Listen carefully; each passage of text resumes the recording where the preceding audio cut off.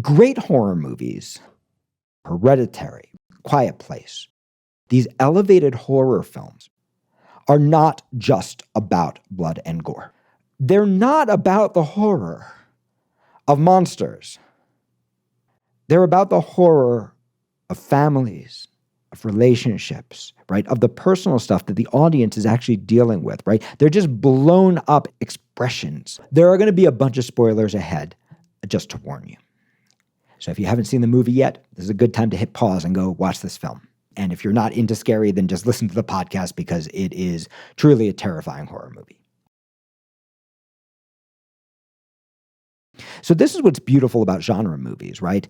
Genre movies can just be a bunch of blood and gore, and Talk to Me certainly has enough blood and gore to carry us for years of nightmares. When we look at Mia's journey ain't about I'm being possessed by a bunch of monsters. Nobody in your audience has ever been possessed by a monster, most likely. We're watching a story about a girl who lost her mom. And she has two competing stories in her head. She has a story her dad told her that she knows isn't true, but she wants to believe is true, which is that it was an accident. And then she has a story that she knows somewhere must be true, which is that her mom killed herself on purpose. And then she has this complicated thing, right? Her mother was scratching at the door trying to get out. Did she change her mind at the last moment? What happened there? But there's this image, right, of the fingernails dragging on the, and it's not even shown in the movie, right? It's an image in your head. So we know that she has this horrible trauma, right? This horrible trauma. And you can see that the mom's nails are connected to her nails, right? The writers are just riffing. Okay, it's about nails. So if you listened to the podcast last week, right, part one of this podcast, we start with an image of her nails, and then that's going to connect to a story about mom's nails, and that's going to connect to a horrifying image of her fingers. And then at the end of the movie, we're going to discover what that image means, and we'll talk about that in a second, right? So we're going to riff on fingernails. This is what we were talking about last week, right? We take this one thing, and then we go, let's do more, let's do more, let's do more, let's do more. Yes, and, right? Not fingernails and elbows. Fingernails. There's a reason it's a hand that you hold. It's all connected to the main character, right? And these are little clues that are making the wonderful trick ending, which I promise I will not spoil for you, but that's making the wonderful trick ending of this piece feel both surprising and inevitable, right? You're starting to realize the rules of this piece. It's all connected to Mia, and it's all connected to Mia's story. And you're starting to get that on a subconscious level just by the writers and the director yes-anding themselves. Okay, so we have this character. She is cut off from her dad. Her mom has killed herself. She's trying to be part of another family that's not her family, but they love her. They love her even though she is troubled. Right? They love her, and they're trying to be warm and welcoming. She has this beautiful relationship with Riley, right? Her best friend's younger brother. She has a crush on her ex, Daniel, who's now her best friend's boyfriend.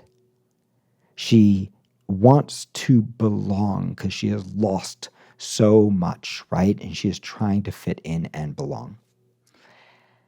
Early in the movie, she's just picked up Riley because Jade, Riley's sister, her best friend, is ignoring his text. So Mia's picked him up, and they're rocking it out in the car, and they're having so much fun. And then we have this terrifying image. Something is in the road. And what is it? It is a kangaroo writhing in pain. And that kangaroo is going to lead Mia to have to make a structural choice. Do you run it over and put it out of its misery? Do you assist it in suicide? Or do you leave it to suffer in horror, right? And this question is going to appear again and again and again and again in Mia's journey. And it's connected, you can see, to the story of Mia's mother's death, right? We're going to learn later in the piece the secret that Dad's been hiding, that this letter, this suicide note, that her mother wrote, that she felt hope for the first time, knowing that her suffering was over, that the suicide gave her hope, that that was the way out, right? So now Mia is wrestling with, do you help this animal be put out of its misery like Mom was? Or do you do no harm and leave it to suffer, not knowing what's going to happen, right? What is the right thing to do? And that connects to a question inside of her, right? Do I stay with my suffering? And that's going to lead to a question related to Riley too, that we're going to get in a second. But the movie's going to be framed by this kangaroo, right? Because this kangaroo is going to come back at the end of Act 6, if we think of it as a 7-act structure, right? This image is going to come back. For you, those of you who only know 3-act structure, you could think of the end of Act 6 like the end of Act 2 in a 3-act structure, right? It's the final choice that the character makes in relation to a theme. And there are a bunch of reasons that I teach 7 acts. It's so much easier, it's so much more intuitive, and it's so much easier to build structure this way. But really, if you're comfortable with 3 acts, great. If you've studied with me, then you know more about 7-act structure and why it's helpful. But it doesn't matter, right? Both structures build to the character making a huge choice in relationship to the theme. And right before she makes her huge choice, that kangaroo is going to appear again. It's going to be a vision of that kangaroo dripping blood on the hospital hallway. And we're going to start to realize, if we're really looking at it closely, that that kangaroo is her, right? That kangaroo is her mother. That kangaroo is Riley. That kangaroo is a symbol, right? Now, when you write the kangaroo, there's a good chance you don't know it's a symbol. You write a dying kangaroo in the road. Why? Because it's creepy and you're playing with a trope, right? Which is, there's something out there. Don't get out of the car. Don't get out of the car. Oh, it's just a cat, right? Well, in this case, it's just a dying kangaroo, but it's connected to a moral choice. It's connected to the theme. And this is what heightens the piece, right? It ain't just a cat. It's not just a jump scare. It's a thematic thing, but you might not know at the beginning what that thematic thing does, but you're going, this is a piece. I've got to yes and it. I can't leave it. It's got to matter later. How? What does it mean, right? You start to get curious. So let's build for a second. I'm going to help you understand Mia's journey and Riley's journey and how they connect. So by the time we're at the inciting incident, Mia, of course, has shaken the hand and invited a spirit into her. And just like the themes, right? Just like drug addiction, it feels freaking great and it's celebrated as a giant freaking party. It's everything she's been looking for. It feels good for this girl who has not felt good for so long. And what starts to happen is the characters start to do it again and again. And this is such an interesting thing. It's such a simple tactic, but I want to show you what they're doing, right? This is just a concept called mirroring and foiling, right? So a mirror means you look at your first cool thing, right? And you go, let me do it again in a way that outdoes it. And a foil is you look at your first cool thing and your second cool thing, whatever your pattern is, and you go, let me do something that strongly contrasts with it. And literally, nearly every image of every character in your script is going to be a mirror or a foil to an earlier image. And as you start to build your script, everything is just a yes and. It's just a mirror or a foil to something that came earlier. And by the way, if you're really building organically, you can also mirror and foil things that come later. You can write around your script, not knowing how you're getting to this terrifying image of the kangaroo in the hospital room dripping blood. You don't know what it means yet, but you're going, if this is true, maybe there's a kangaroo earlier, right? So you can mirror and foil in both directions as you write. And what your mind will start to do is it will start to make patterns and it will start to build structure out of it. Because your mind is programmed to go, this is like this, and this is like this, and this is different, and that's what it means. Your mind is programmed to find the meaning out of related images. Here's what's really cool. The mind of your reader and your viewer are trained to do the same thing. And so when you start to write with mirrors and foils, you stop having to spoon feed your reader information, and instead, you allow your reader to start to tell themselves a story, right? And this is how you start to hypnotize your reader so that rather than going, okay, I understand what she's saying now, your reader's going like, oh my God, I think this is what's happening. Oh my God, I think this is what's happening. And if you look at the way that Talk to Me is built, you see how much complicated stuff is happening and how we're keeping up with a magic that is transforming in front of our eyes. And we're going, I get it, I get it, I get it. Not because it's being spoon-fed to us with words, but because it's being given to us with images that make us go, oh. I'll give you an example of this. There is an image. Mia is attracted to Jade's boyfriend, Daniel, who's also her ex. And things have gone really, really wrong for reasons we'll talk about later. And Daniel has reluctantly agreed. Mia can no longer stay with the family who loves her, right? She is metaphorically having an addiction problem to the point where she's caused so much damage that they've said, no, we love you, but no longer. And now she is trying to connect to anybody, and she has a crush on Daniel, and they're trying to keep it platonic, right? He's really trying. She's kind of trying, but she just wants her arm to touch his leg. She just wants some contact, right? Some connection. And she has an image of this horrifying ghost demon woman, right? Sucking Daniel's foot. And she's screaming to wake him up. And when he wakes up and looks at her, it's her sucking his foot, right? And this is a disturbing image for both of them, right? And it feels like an infidelity. But this is the first time we as an audience go, oh, I get the rules. Sometimes she is seeing somebody else, but it's really her doing it, right? Sometimes she can be in two places at once. And this is going to be so important later, because later, her father is going to read her the suicide note. And a really interesting thing has happened, right? So let me build a little more structure so you can see how this is built. So we start out and we've got Mia. She is a wholesome girl who's been through some horrible shit.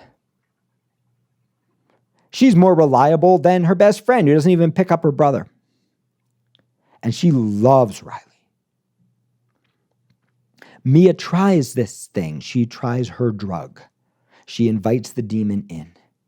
And it's horrifying to watch, but everyone's celebrating it. And inside, even though what we see on the outside is horrible, on the inside, she feels great. She felt the kind of hope, joy that her mother felt, anticipating an end to the suffering, right? She felt great. And so she wants to do it again and again, right? And we have this simple structure, right? We got the hand. We're going to keep using the hand. So the first thing they do is a mirror. And the key with the mirror is a mirror needs to outdo it. So we're going to watch Mia do it the first time. And of course, the first time something's going to go wrong, right? You're only supposed to do it for 90 seconds. They go a little bit over. The second time we're going to outdo it, Daniel's going to do it. And he's going to end up making out with a dog. And it's gross.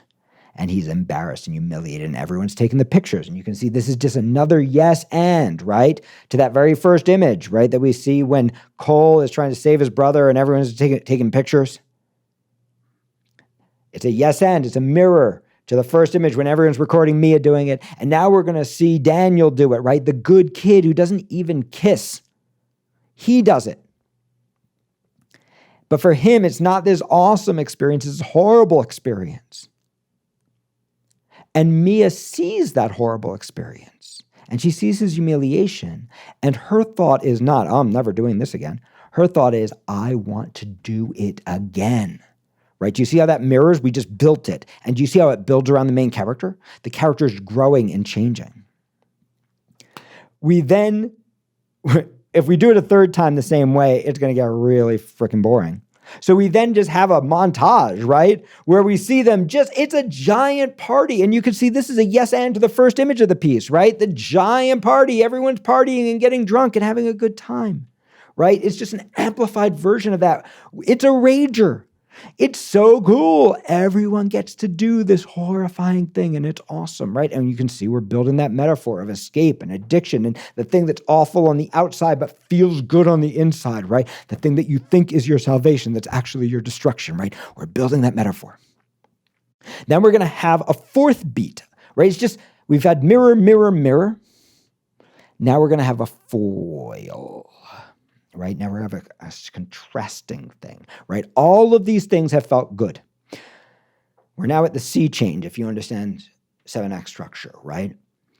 It's felt good, good, good. We've just kept doing the same thing. And we've built this primary relationship, which is between Mia and Riley, right? This little boy that she loves who keeps on getting invited along. The kid who wouldn't even smoke a cigarette the first scene that we met him. Now he wants to do it. And an interesting flip happens. This is the first little foil.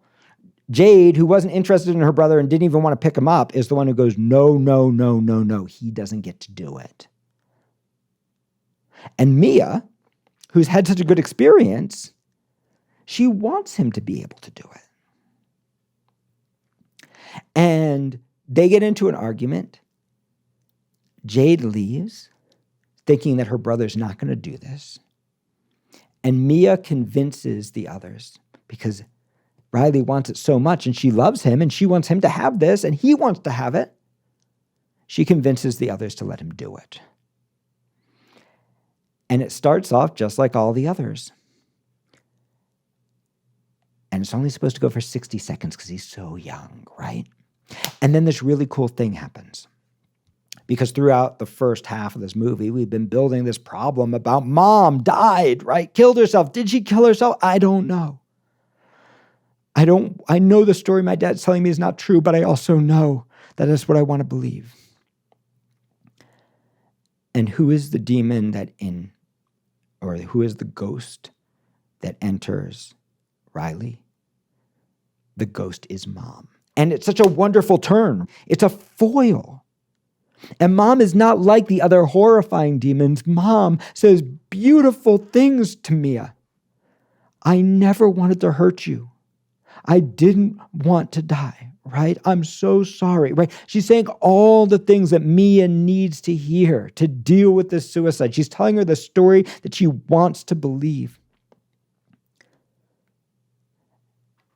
And Mia doesn't let it end. She begs, no, it's been 60 seconds. No, please just it's my mom in there.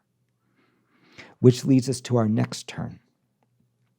When Riley starts banging his head against the furniture, right? Banging and banging and banging and blood, and he tries to pull out his own eye, right? And it's only his sister, Jade, putting her hand in between him and the furniture that stops that last fatal blow from happening. So we get this 2 turns in a row, right? These 2 foils, right? This thing that looked ugly and felt good becomes this thing that feels beautiful.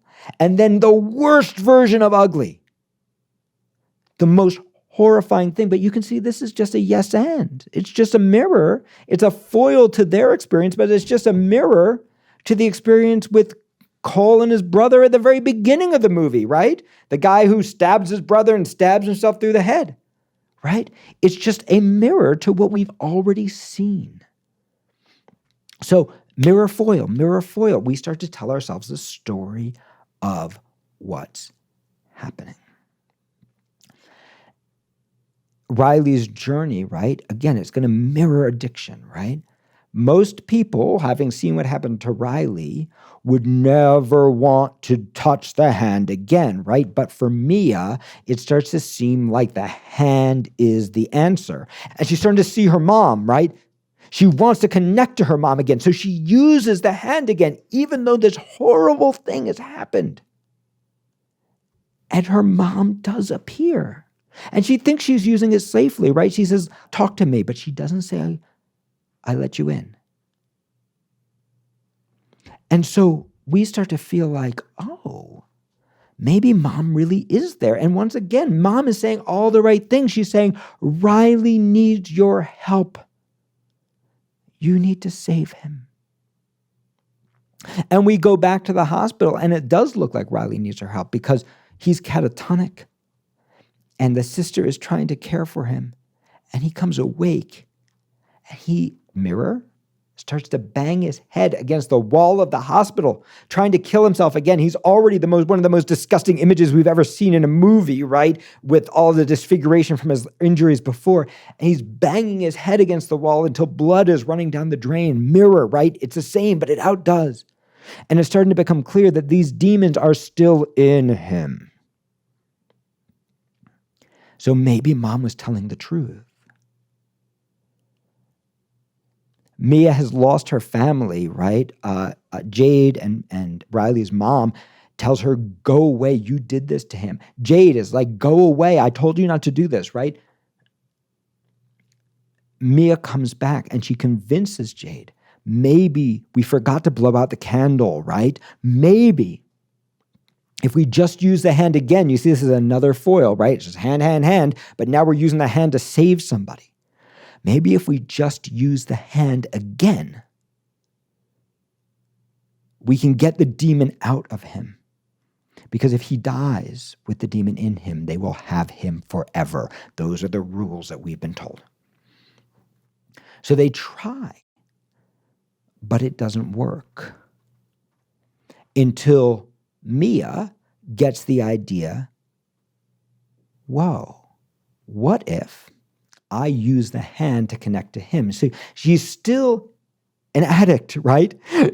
But she believes she's using it for good. She believes this is the way towards hope.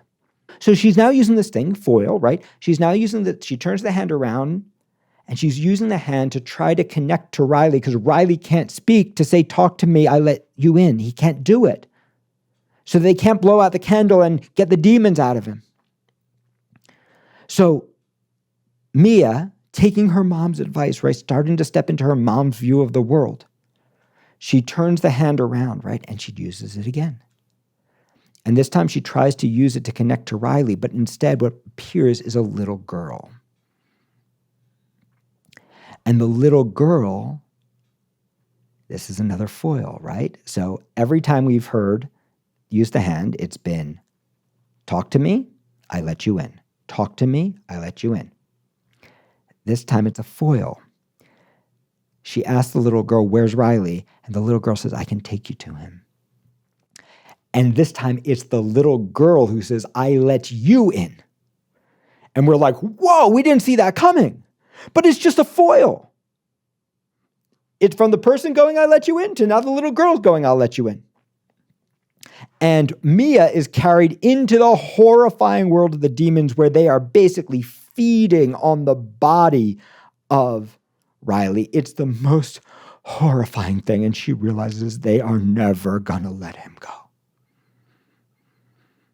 Riley has become her mother, possessed by demons that he cannot escape. And now mom's philosophy starts to take hold, right? So now we're coming all the way back around. She comes home, and dad finally tells her the truth. He reads mom's suicide letter. And mom's belief, right, which is what this is about, which is you got to run over that kangaroo. The only hope is death. And she doesn't want to believe it. She says to dad, no, mom told me that that's not true. And she runs to her room, and there's mom, and she is starting to see the creatures without the hand, right? Which is also magic that's been set up in a really nice way. So she's starting to see mom without the hand. And mom tells her, that's not your dad. And dad bursts down the door. And he isn't dad. He is a horrible demon dad, and he is on top of her. He's trying to kill her. But there's a scissor right there. And then we cut outside, and there's dad on the couch. And then dad is running in and banging down the door, the real dad. And you can see that all this has been set up by that image we talked about earlier, that scene with the foot, that people can be in two places at once. And we see Mia on the ground from Dad's perspective, and there's no one on top of her. And Dad gets down to help her. And of course, it's him that she stabs. So you can see that's really complicated magic, right? If you've studied anything about how to build fantasy or horror or sci-fi, right, you know you have to establish the rules of the world. And people usually think establishing the rules of the world is about a bunch of talking. These are the rules of the world, but that is not the way it works. It's actually the images, right? And this throwaway genre like gross sucking on the foot thing that actually establishes the world of being in two places at once, that makes the stabbing of the dad feel surprising and inevitable. But we can also see on an emotional level, on the drama level, if we took all the horror out, this is a beautiful little drama about a girl whose mom killed herself, who's wondering, is my only way out to do the same thing? Maybe mom was right. And maybe there are demons possessing me and my friends that can only be escaped by death. Right? Maybe there is no way to get better from what's inside of me. That's what this is about. So she's now killed her father, right? And it's horrifying. And she shows up to follow mom's advice and save Riley. And an amazing thing happens. Riley's mom, Jade's mom, takes her back into the family. There were no drugs, she says, and I know you would have never done anything to hurt him. She tries to trust her again. Jade tries to trust her again, only to discover that she's murdered her father. And she has this moment, right, where she has to choose between two fantasies, right? Mom and Jade are even saying that it looks like Riley's starting to get better. But what she's seeing is something else. She's seeing a Riley who cannot get better unless she does something, right? The only escape is what her mom said. And you can see what she's doing is she's going back. She's reliving the metaphorical version of this horrible trauma that actually happened to her. Which, by the way, is how psychology works. It's not just how movies work, right? If we don't deal with our traumas, we repeat them. And this is what makes writing so powerful and so healing, right? It gives us an opportunity to do different variations on our trauma, to go, well, if that's true, what else is true? To actually do mirrors and foils to ourselves and ask ourselves some questions. And also look at the logical conclusions if we continue on the paths that we're on without making a change. Where might they actually lead? This is the incredibly healing power of movies, of writing, of art, right? So, going back to structure, Mia kidnaps Riley and disappears, and we realize she's rolling him in his wheelchair down towards the highway. And we realize that she is going to kill him. She is possessed. She is possessed not by a demon, but by a thought. The same thought that killed her mother. A thought that's so obviously false, right? That's as false as the idea that this horrifying thing somehow is good. But it's a story, it's a beautiful story that she wants to believe. That there's a monster in him and that she's killing the monster, not him. That she's freeing him. This is a playing out of her mother's journey. And of course, Jade is rushing down because it's a horror movie and there are tropes, right? And Jade is rushing down, getting there just in time to try to save her. And an amazing thing happens, and this is going to be a spoiler. So from this point forward, I'm spoiling the trick ending. Because Mia hesitates. And then it's not Riley she hurtles into the road. It's herself. And we realize at this moment that what Mia has done is she's relived the trauma of her mom, right? She's made it her own trauma. yes, she's done it on horror movie terms rather than on drama movie terms, but it's actually the same story, right? Because under every genre movie is just a drama about a family, about relationships, right? About people dealing with real stuff, right? Real psychological patterns that are truly horrifying, right? That's where the best elevated horror, right? There's wonderful B horror that doesn't do that, but that's where the best elevated horror comes from, right? When we get the personal, emotional, thematic journey that we can relate to and the horror journey with the genre elements happening at the same time. So you see at that moment that Mia has actually completed her mom's journey. She's come to the same conclusion that her mother has come to, which is that the only hope is through death. And we've been set up with a very simple rule, which is once you die with them inside of you, they have you forever, right? Mia doesn't have to throw herself into the road. All she has to do is stop. But she's done such horrible things. And she's haunted by such horrible memories and such horrible demons that it seems like this is the only answer. And this is when we get that last image. She stands up in the middle of the road. We're being told nothing about the rules. We're only seeing it visually. And we don't know if she survived or not. And this is when we see those hands again. And we realize, oh, it's from the road. It's from the impact. That's what's hurt those fingers that we met when she was just peeling at her nail polish. And she's walking around the road, and we're surprised that she survived. And it seems like all the other people are too. And then suddenly she's back in the hospital, which seems impossible, except that we've been set up in a world where there are visual rules that have told us that characters can be in two places at once. And as she wanders the halls of the hospital, we're seeing Riley. He's okay, and he's getting packed up to leave. And her dad is there, and she's calling to him, but he's walking away, and he can't hear her. And then we finally see that image that we've been set up, this dream that we've been told she had, where she looks in the mirror and she doesn't see a reflection. And she looks in the mirror and doesn't see her reflection. And we realize this is the completion of that fear, of that journey, that she has become one of these demons. Which brings us to the last image of the movie, which is just another mirror to the hand. Except this time we're at a completely different party.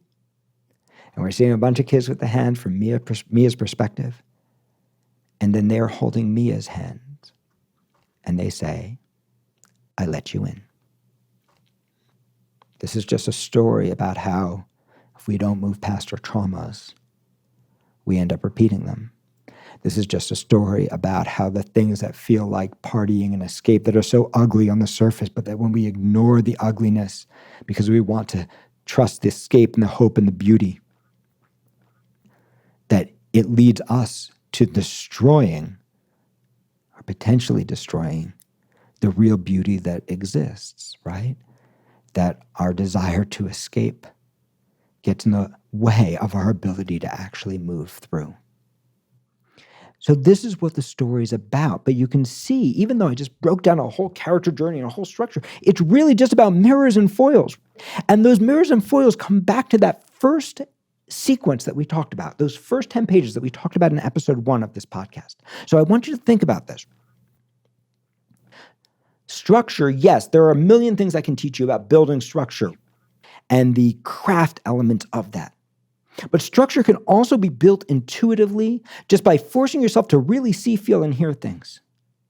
Forcing yourself to riff on those things with mirrors and foils, with yes ands, right? And then allowing your own meaning maker to say, if this is true, what else is true? And if those things are true, then what does it mean? What's the story that I'm really telling? Not just the genre on top.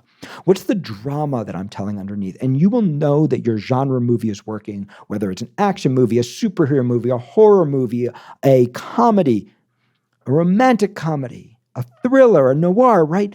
A heist movie, whatever you're building, you're going to know your genre movie is really working when two things are happening at the same time. When you're going genre element, genre element, genre element, genre element that outdo each other, that build like a fireworks display on the 4th of July.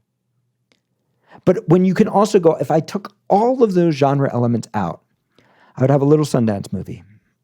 I'd have a little drama that told a story about a character going through something real and either making a beautiful choice or making a terrible choice. In this case, we just have a story of Mia who needs to decide whether she's going to run over that kangaroo or try to help it live. I hope that you enjoyed this podcast. If you want to learn more about building your screenplay organically, then come check out my classes. We have wonderful foundation classes in screenwriting and TV writing. We have master classes that will give you a grad school level education for a few $100s a month.